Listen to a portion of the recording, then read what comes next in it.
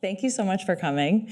So we're going to do the MVP, right? The minimum viable product of your audience growth strategy. This is about how to use the internet to sell the thing, right? I want to give you a quick overview of where we're going, right? We're going to talk about your people.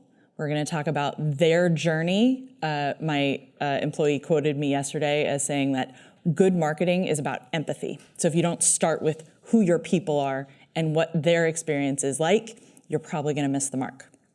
We're going to talk about your messages, their channels, because where they're hanging out is where you need to be, the metrics, your actions, and then finally your next steps. This is a super, super hands-on workshop. This is what I'm trying to accomplish for you guys, okay? My experience working with entrepreneurs is I don't do marketing because I don't know what to do. There's too many channels, there's too many opportunities. I don't know where to start, so it's better for me to just keep working this network or find this other pathway. And so what I really want to do is instill you with confidence to say no to some channels so that you can invest fully in other channels, so that you can accomplish early growth, so that you can own more of your business when you get financing. That is so hugely important, totally consistent. I was so excited when I found the Women in Cloud community because that's exactly what we're about. So if you want to do this alongside us, this is a link that will take you to a Google Sheets document. Make a copy, make it your own, and then you can edit it and do everything right along with us. Write this down. You can do it later. There's links to other resources. It's super, super useful. I'll give you a minute. Is there anybody who needs more time? Okay.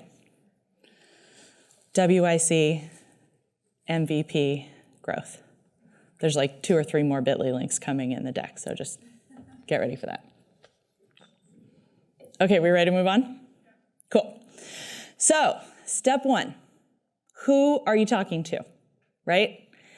For the purposes of this conversation, we're going to use this persona. You might be familiar with Leia Organa, also known as Princess Leia, also known as General Leia, right?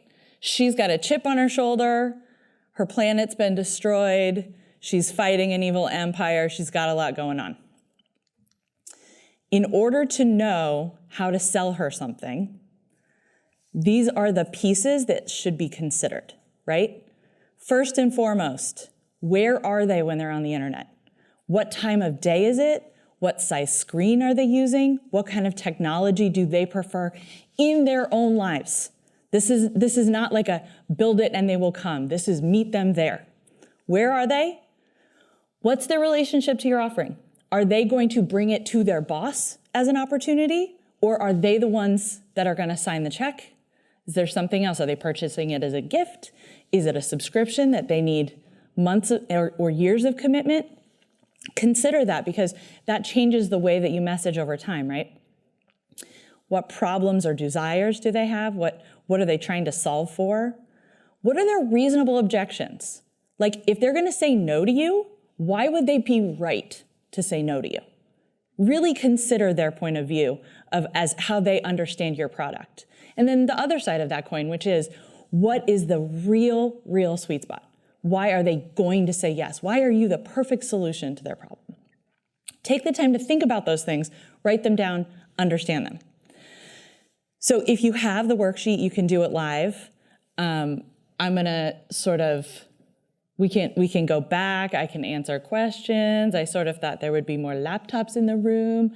So if you guys want to talk it through, I'll throw this little piece of advice in. I am often asked how to tell the difference between your personas, like where do you draw the lines? I don't spend a ton of time drawing lines around demographics because that is not as compelling to me as the answers to these questions, right? If you've got people in a wide range of age groups that use the internet in the same way, purchase your product for the same reason, right? Engage with your content because of the same problems they're trying to solve, why separate them into different buckets? That's just inefficient. So when it comes from them, when it comes from the motivation, it can clarify and simplify a lot of your messaging. So that's the goal that you're working for an actionable persona. The link will get you a worksheet if you need it. Step 2, what drives their decisions? And so here you go with the marketing funnel. Everybody's familiar with the buyer's journey? This is not like, I mean, they teach this in business school like it's the end-all be-all. It's one way of thinking about it. But it's an important sort of gut check, right? Before they've ever heard of you, they have a need.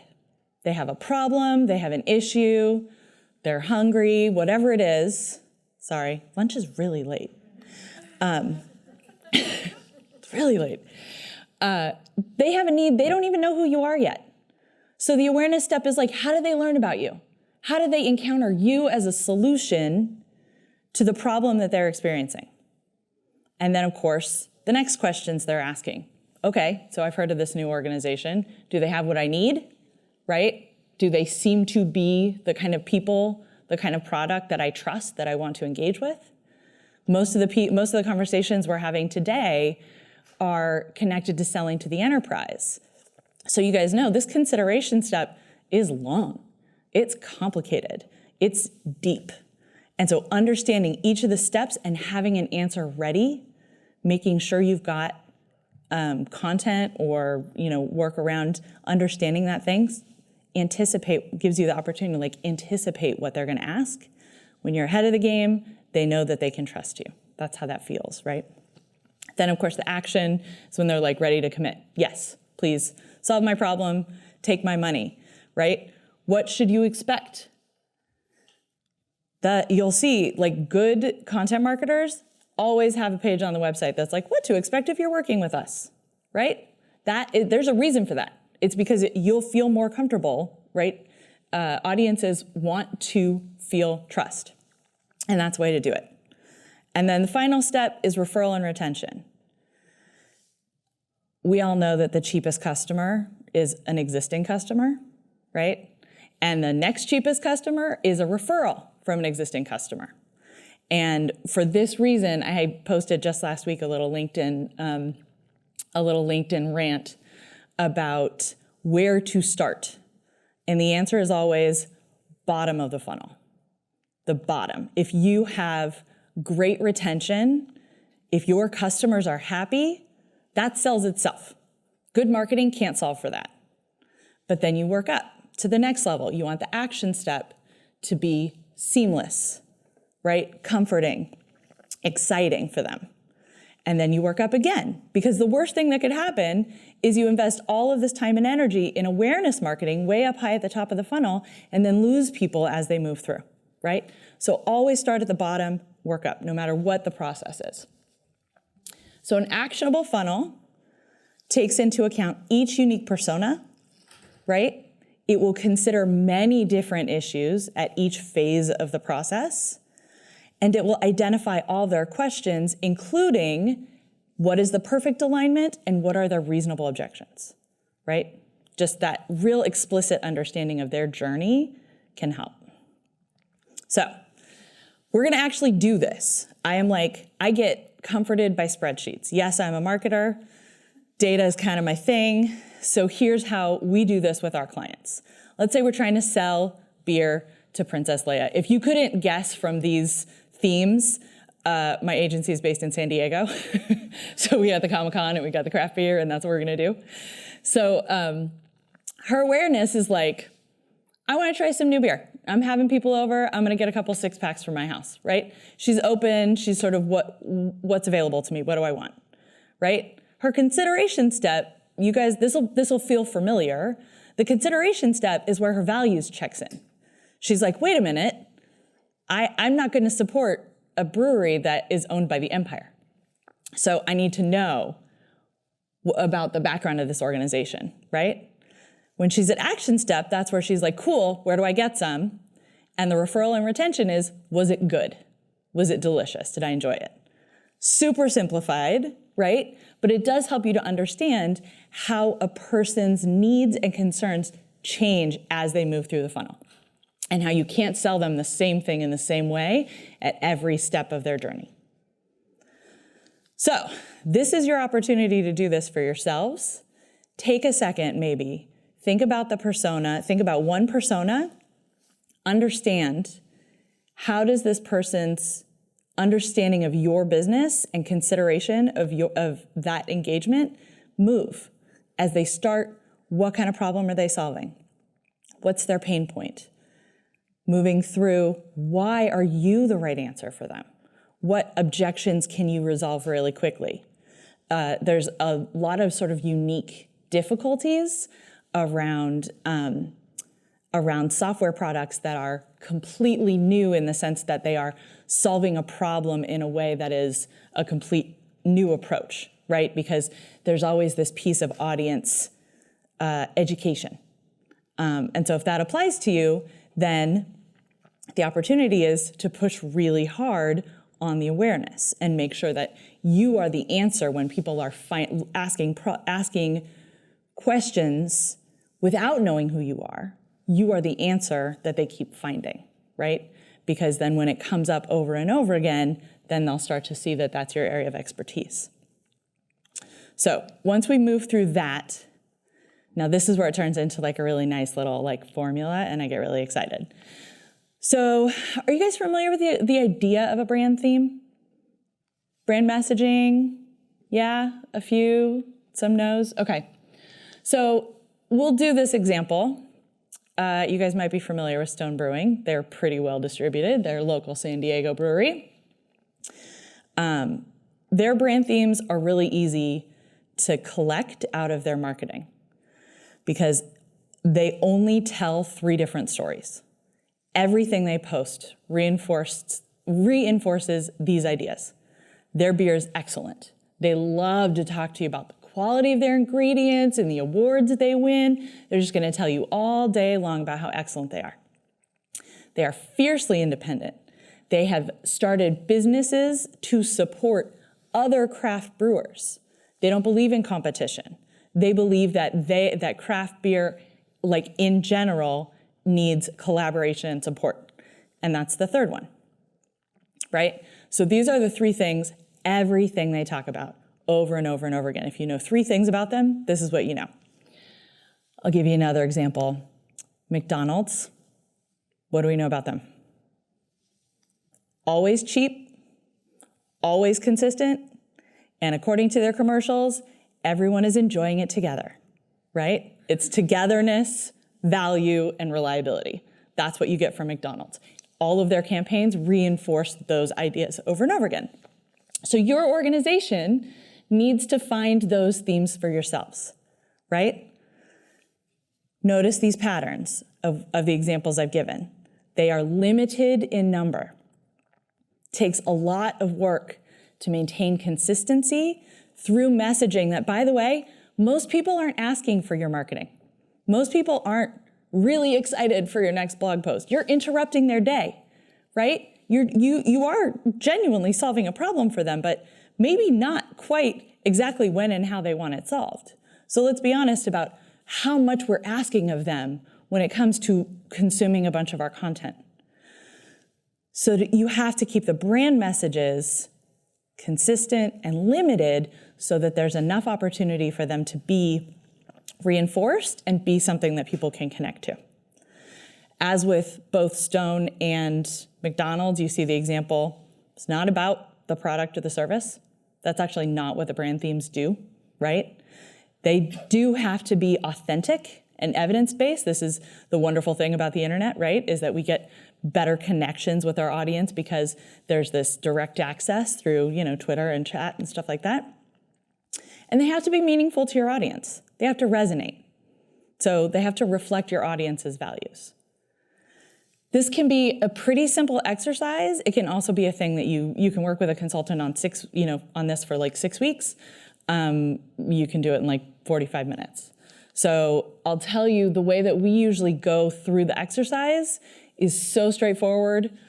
Write down every adjective, personality trait, descriptor, feeling, example, everything that comes out of your team when you're talking about your product and your company, and then sort them into themes.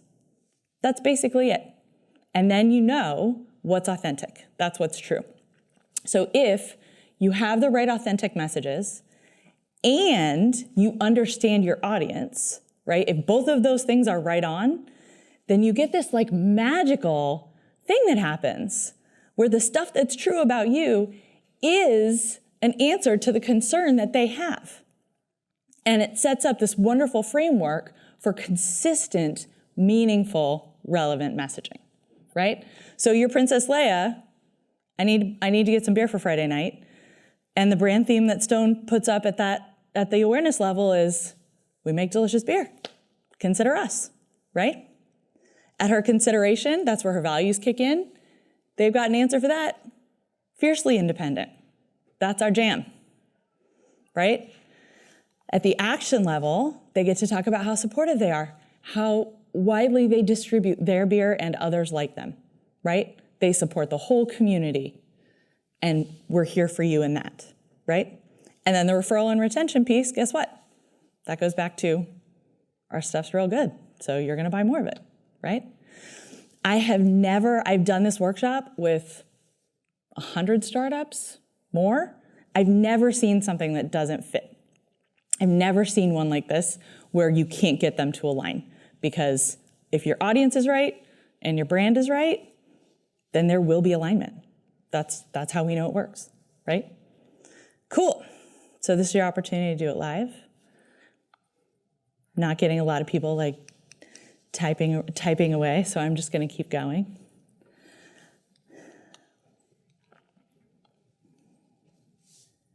Where are they? Where are they hanging out already, right now? Over the course of my career, when I started working in digital marketing, I was literally talking to people who were like, does my business really need a website? Is that really needed? And over time, you know, that's changed. Then for a long time, it was like, do we need a Facebook page? Do we have to do Facebook? You know, do I need an email newsletter program? Now it's like, do I need Snapchat? Do I need to be doing stories? And the answer is, if that's where your people are, then yes, you do. The good news is, if that's not where your people are, no, you don't, right? Literally the only reason why my marketing agency has any content on Facebook at all is because it's cross-posted from Instagram.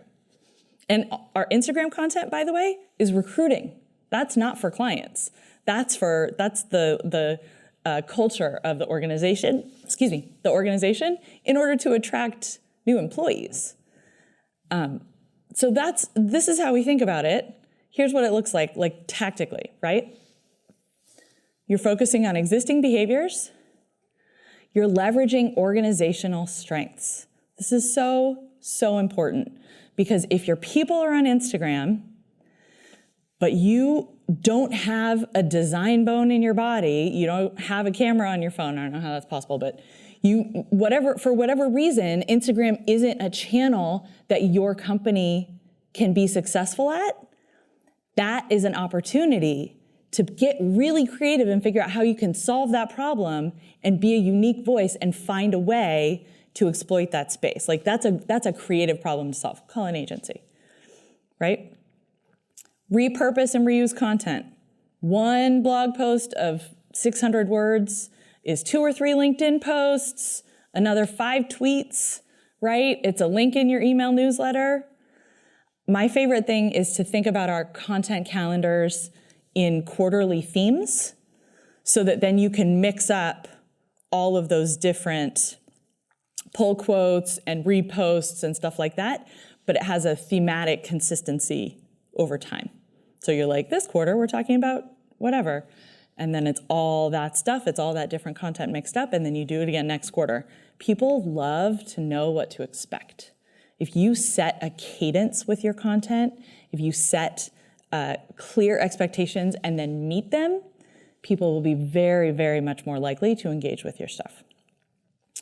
And then the last one is, if you do this like matrix, this grid thing I'm walking you through, you can find places where you can overlap personas and messages so that you don't have to have a complete separate marketing funnel for every single persona, right? And I'll show you an example of what that looks like in real life.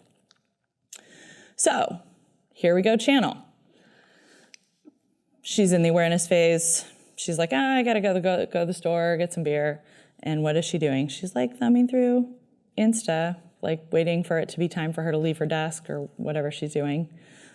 And she sees a hashtag. She sees that her friend Chewy reposted something from Stone, right? And so she's like, oh, maybe I should investigate this. But I got some questions first. So she's gonna go to search, and she's gonna learn about the ownership of the brewery because that's what's important to her, right? She wants to know who she's supporting with her dollars. If they have good SEO, she will find the website, she will get the answers to her question, and the next step is she'll be out the door. She's like, cool, okay, I could buy that if I wanted to, right?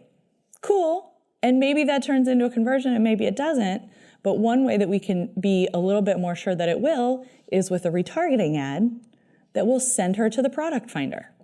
That's a clear way to measure the impact of your marketing on things like real world sales.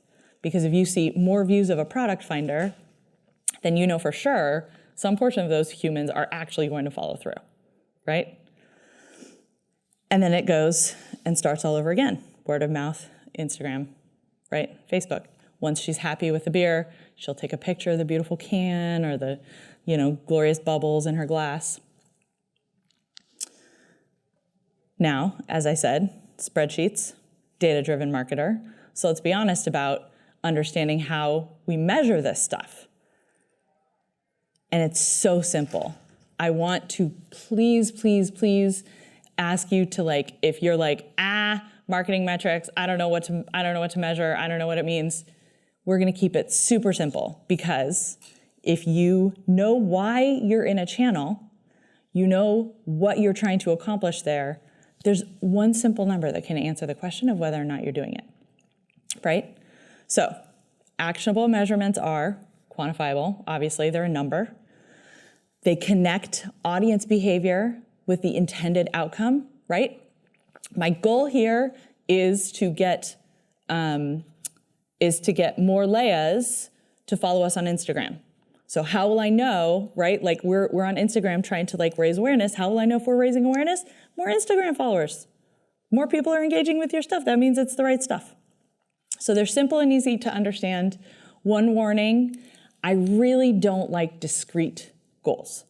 I am a huge fan of changes over time. 10% growth month over month, 20% growth. Don't aim for 500 new followers. That doesn't mean anything. Some people would kill for 500 followers. 500 followers can leave tomorrow and some people don't care, right? So don't think of it that way. Think of it as percentage change and growth. And so when that comes down in practice, super simple. If we're doing a good job in that channel, in the awareness channel, we have more Instagram followers. If we're doing a good job in the consideration channel, we have more visits from search. If we're doing a good job in the retargeting ads, you get where this goes. Super direct. And then to find out if you are increasing your opportunity with Leia, all you have to look at is percentage change of 5 metrics. That's it.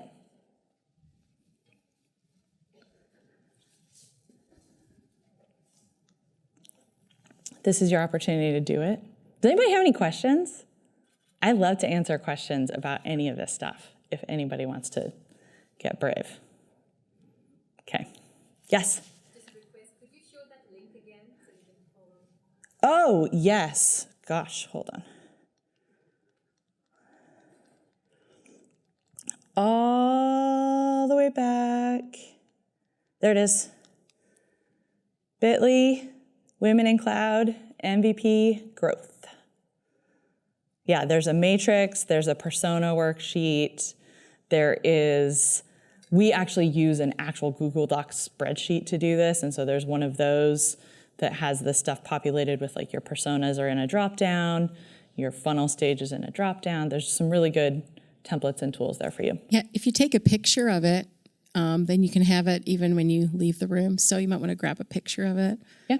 make it easy for them. This is like pure gold. This is great stuff. Thanks. Really, really good.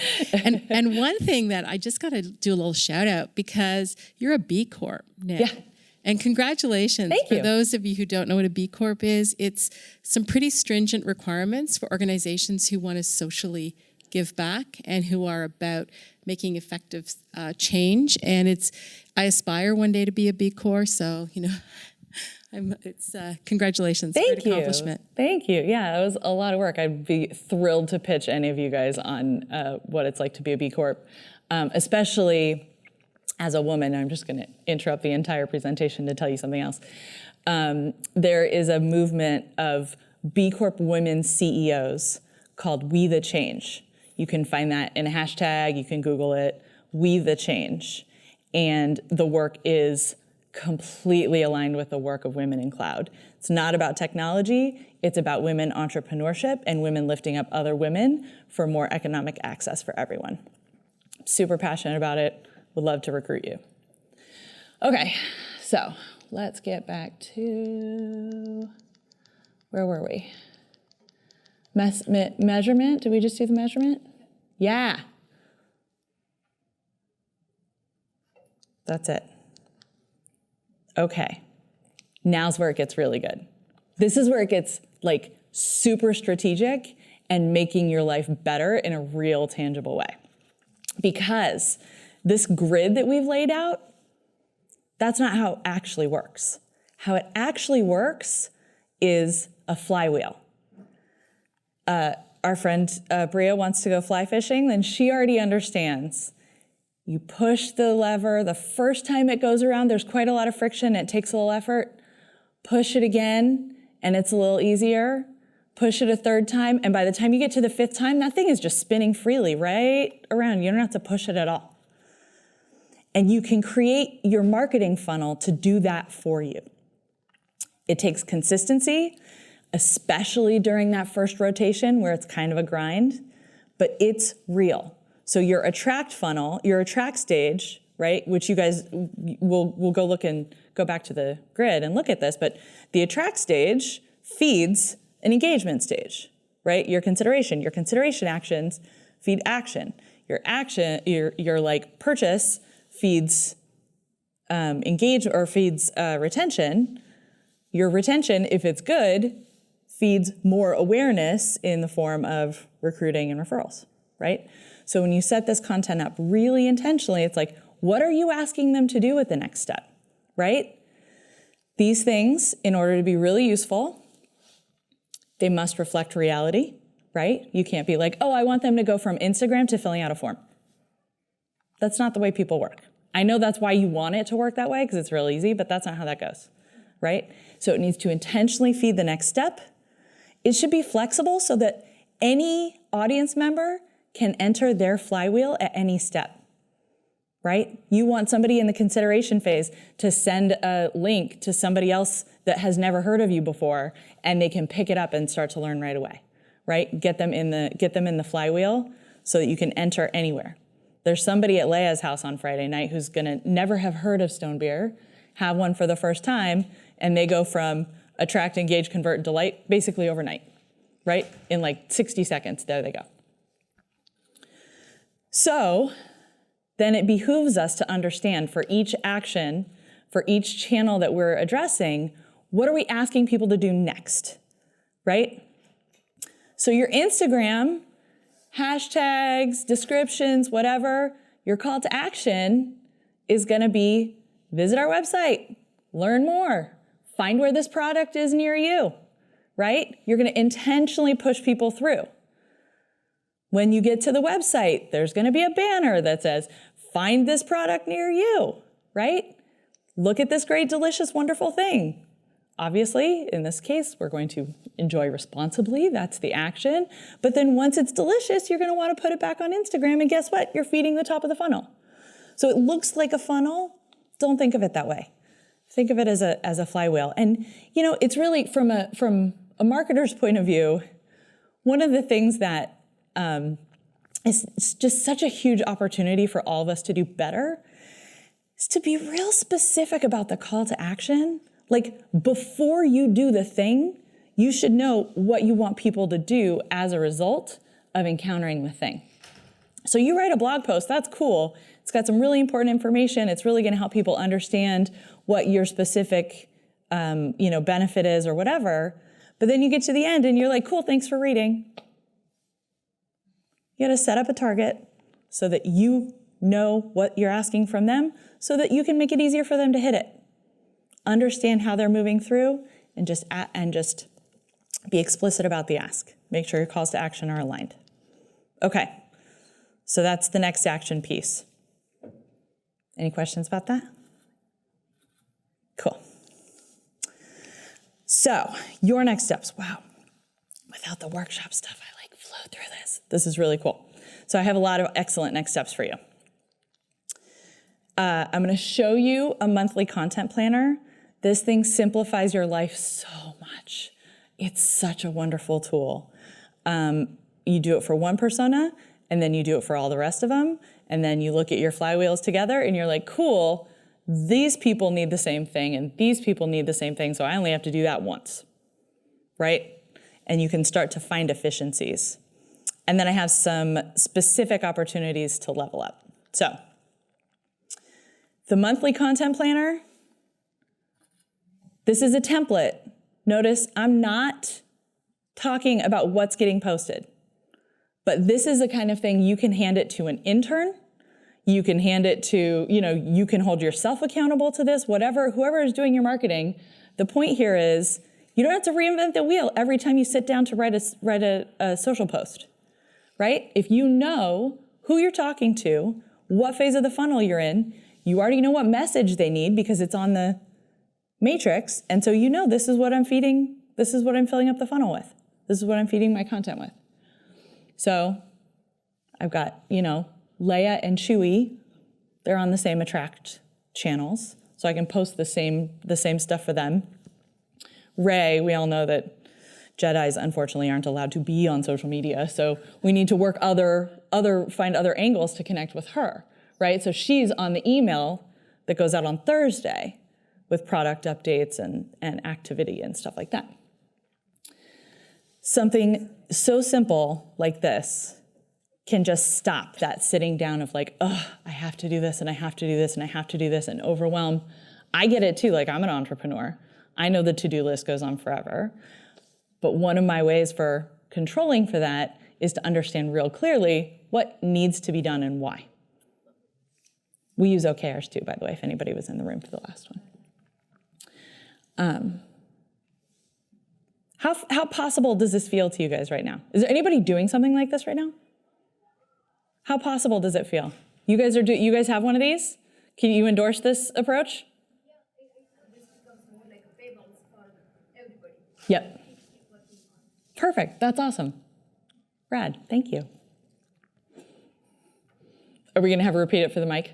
No, I'm just going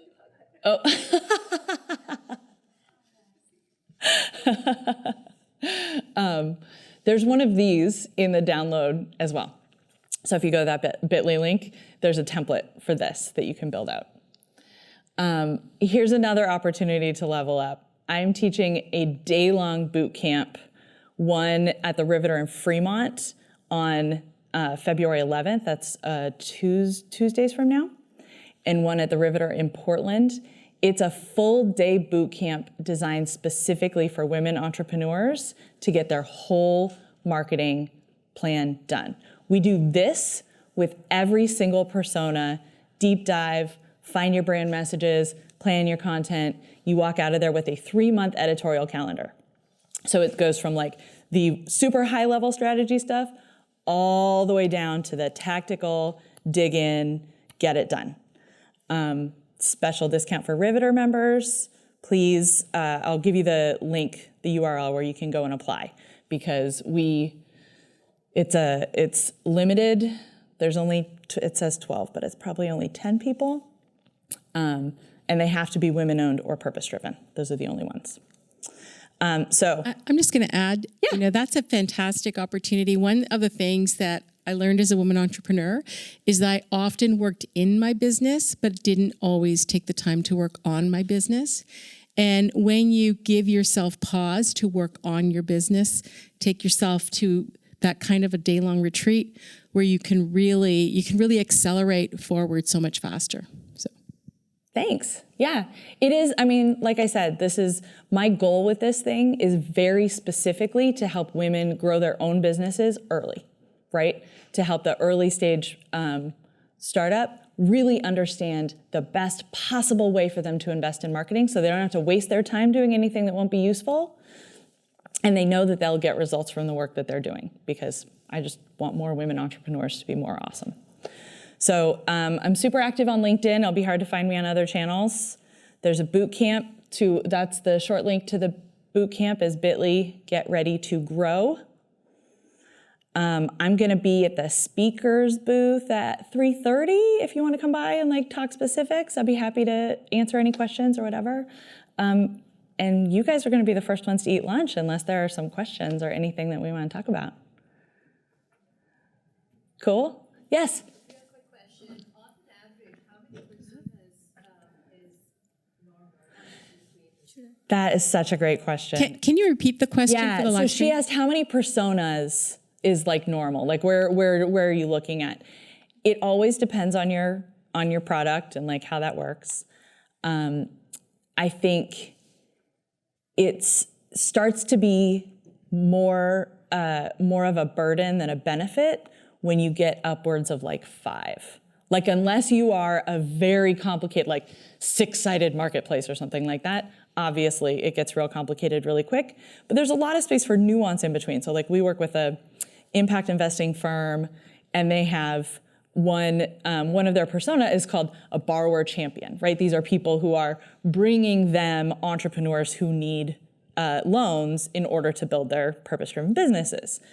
Borrower champion could be anything from like a bank manager to a accelerator to, right? There's the personas within that are huge, but we narrowed it down to that one persona because that really does sort of get to the point, maybe not so much of like what channels are we going to find them on, but certainly what messages and materials do they need to move forward, right?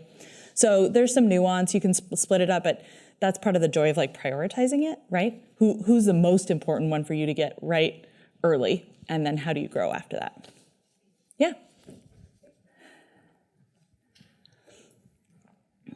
Thank you. Hi, my name is Emma.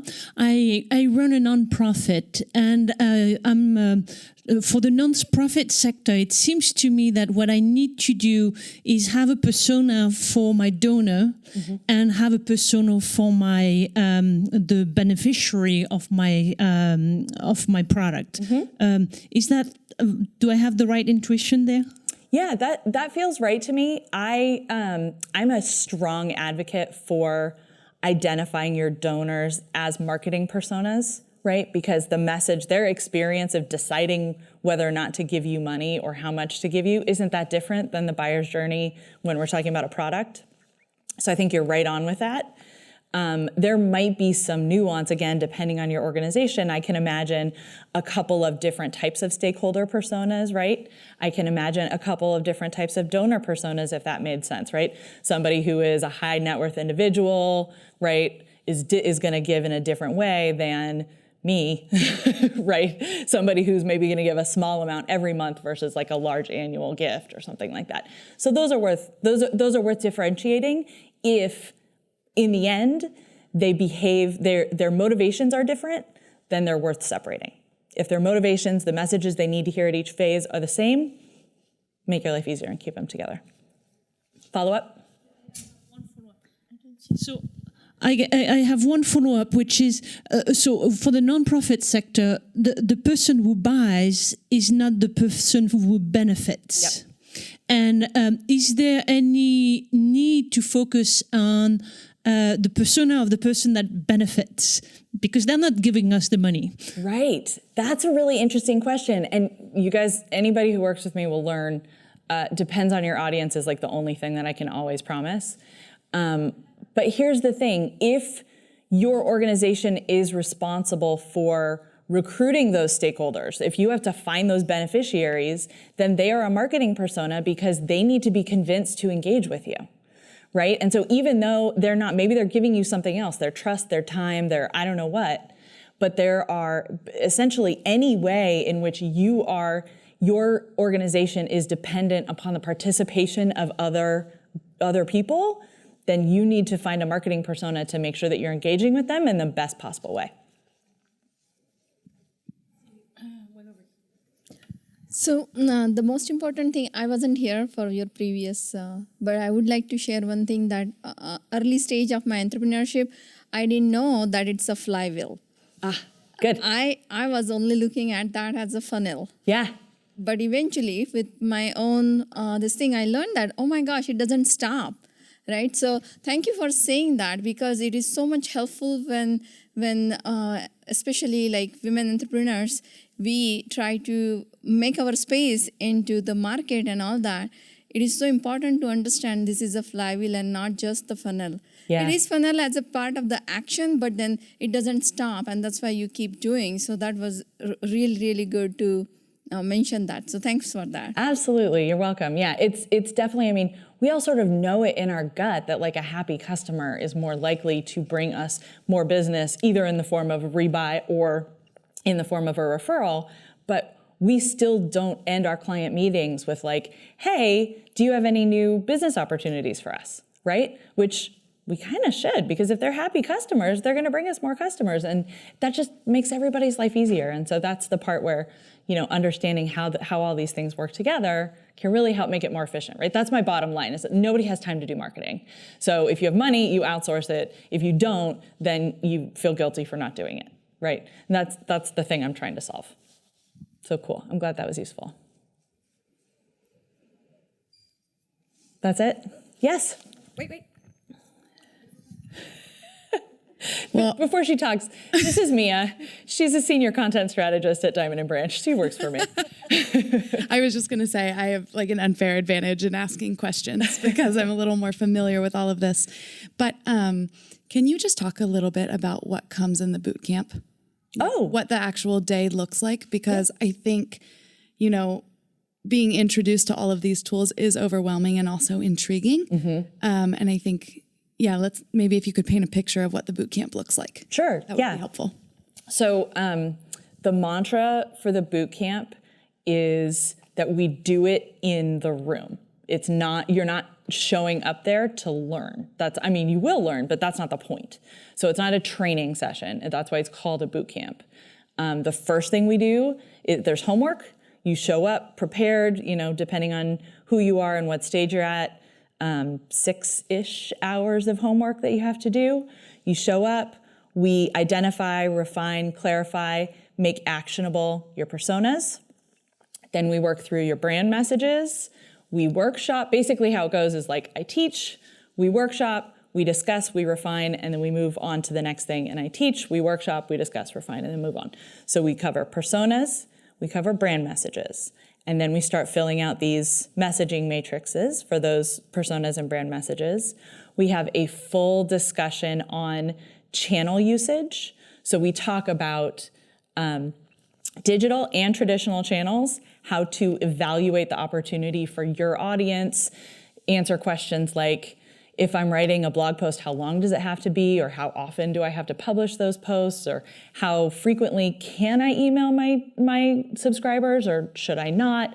All of that stuff, we actually answer it specifically for each of your audiences to get it nailed down to the point that you've got a full persona matrix of covering obviously much more complex buying cycles than like Princess Leia and a 6-pack of beer.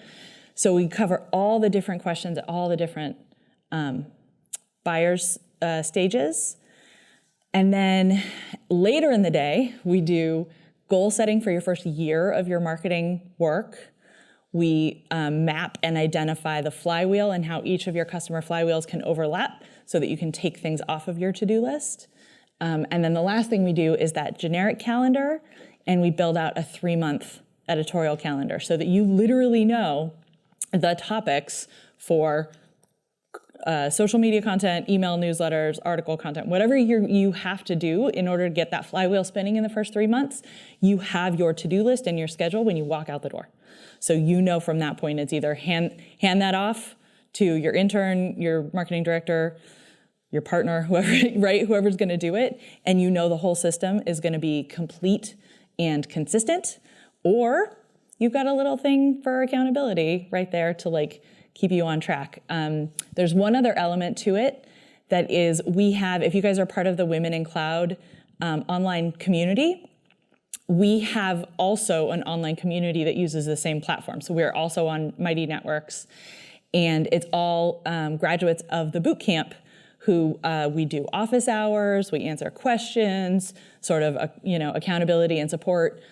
So it's all women, purpose-driven organizations, usually small and new nonprofits or women-owned social enterprises. And we just sort of help each other out as much as we can. So, yeah. What are your thoughts on marketing automation tools? So we are, yeah. Her question was, what are my thoughts on marketing automation tools? I'll give you the disclaimer, and then I'll tell you, because it's complicated. We are a HubSpot partner agency. I like HubSpot for many reasons. There are lots of drawbacks to marketing automation platforms. My experience is there's not one that exists that is as simple to onboard and set up as they tell you when they're in the sales process. It's never that cheap. It's never that easy. And so you have to be really committed to it. I think if you have the resources to invest to set it up, they can be tremendously powerful. I think there's a lot of shortcuts that you can use as an MVP if it's not a financial priority or even a financial possibility to do onboarding that way. So we work in HubSpot because it does all the things. We've done Marketo on Marketo acquisition with another client, and we don't work with Salesforce because we work with smaller organizations. Yeah. Anybody else? I love this. Okay, cool. Well, you know how to find me. Would love to see you at the boot camp. You guys are why it exists. So please just come say hi. Introduce yourself to me or to Mia, because we'll be around all day. Cool. Thanks, guys.